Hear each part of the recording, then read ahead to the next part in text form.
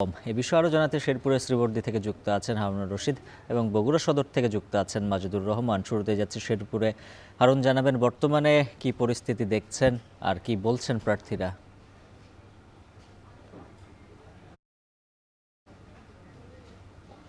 আমরা শেরপুর ৩ আসনে আজকে সারাদিনই নির্বাচনের খবর সংগ্রহ করছিলাম এবং বিভিন্ন কেন্দ্র ঘুরে এসে এই মুহূর্তে আমরা আছি শেরপুর শ্রীবর্দী সরকারি মডেল প্রাথমিক বিদ্যালয় ভোট কেন্দ্রে এবং এখানে এসে এই শেষ বেলায় যেটি দেখছি যে একেবারেই নির্বাচনের সময় হয়তো ১-২ মিনিট আছে, এর মধ্যে কিন্তু ভোটারদের উপস্থিতি একেবারেই নেই।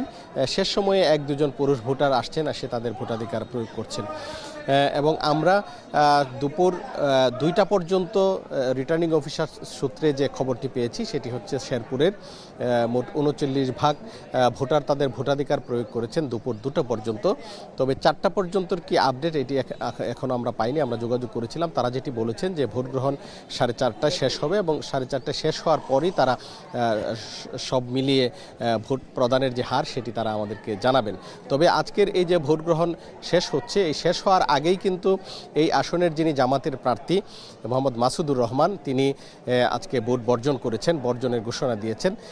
বেলা 3:15টায় আজকে শ্রীবর্দীর উত্তর বাজার এলাকায় যে জামায়াতে ইসলামীর অফিস রয়েছে সেই অফিসে এক সংবাদ সম্মেলন করে তিনি ভোট বর্জনের ঘোষণা দেন এবং তিনি বলেছেন যে আজকে যে ভোট হয়েছে সেটিতে ব্যাপক কারচুপি হয়েছে, জাল ভোট হয়েছে, বল প্রয়োগ হয়েছে, তাদের প্রার্থীর এজেন্টদের বের করে দেওয়া হয়েছে এবং বেশ কিছু জায়গায় জাল ভোট হয়েছে এবং বল প্রয়োগ হয়েছে। এই সমস্ত অভিযোগ এনে কিন্তু তিনি ভোট বর্জনের ঘোষণা দিয়েছেন এবং তিনি যেটি বলেছেন যে আজকের এই শেরপুরের যে নির্বাচন, এই নির্বাচনের মাধ্যমে প্রমাণ হয়েছে যে দলীয় সরকারের অধীনে সুষ্ঠু নির্বাচন হবে না। তো এই ছিল আমার কাছে সর্বশেষ।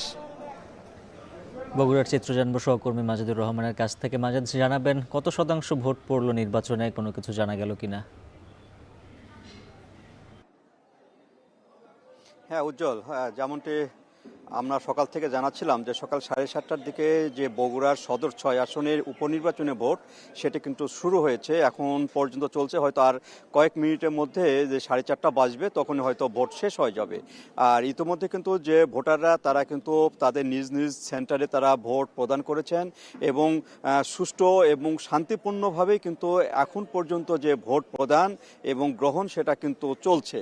আর এখানে যেটি বললেন আপনি, কত শতাংশ ভোট এখানে পড়েছে, আসলে 2টা পর্যন্ত আমাদের কাছে যে রিপোর্ট রয়েছে সেটি হলো 29.67% ভোট পড়েছে। 2 ঘন্টা পর পর এটি নির্বাচন অফিস আমাদেরকে জানায়, সেটি এখনও 4টা আমরা জানতে পারিনি। তবে ভোটের যে পরিসংখ্যান সেটি হলো খুব বেশি পরিমাণ যে ভোট এখানে পড়েছে এমনটি না। এখানে যারা মনে করছেন হয়তো 40-50 এরকম হতে পারে আর কি ভোটের যে একটা আর কি শতাংশ ভোট পড়ার ক্ষেত্রে। তবে এখানে প্রথম দিকে যে 9টা-10টা পর্যন্ত ভোটারের উপস্থিতি একটু কম ছিল, তারপরে কিন্তু ভোটারের উপস্থিতি বাড়ে এবং এখন পর্যন্ত যে ভোটটি তারা প্রদান করেছেন এবং বর্তমানে আমরা ভোটার উপস্থিতি একেবারে দেখছি না। হয়তো আর 4 থেকে 5 মিনিট রয়েছে, তারপরে হয়তো ভোট গণনা শুরু হয়ে যাবে এবং ভোট গণনা হলেই কিন্তু আমরা ফলাফল পাবো।